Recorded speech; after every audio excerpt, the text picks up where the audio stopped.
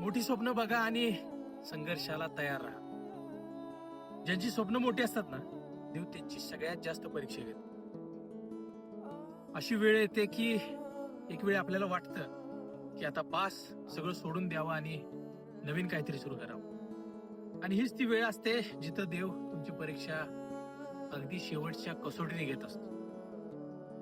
देवाला तुम्हाला हरवायचं नसतं, तर त्याला तुम्हाला तयार करायचं असतं एका मोठ्या स्वप्नासाठी.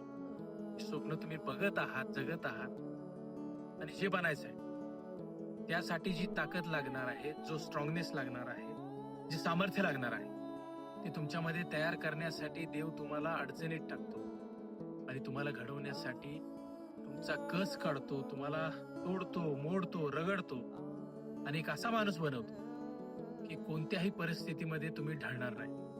त्यामुळे आलेलं संकट, तुम्ही करत असलेल्या स्वप्नांचा पाठलाग आणि त्याच्या पाठलागामध्ये येणारा संघर्ष, संकट ही तात्पुरती असतात. यांना तोंड द्यायला शिका आणि यांना जगा.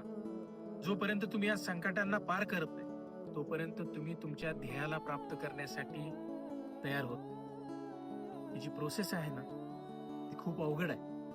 पण एकदा का तुम्ही ही पूर्ण केली की तुम्ही तुमच्या आयुष्यामध्ये कुठेही डगमगणार नाही. त्यामुळे विश्वास ठेवा, ट्रस्ट ऑन द प्रोसेस, आणि लगे राहू.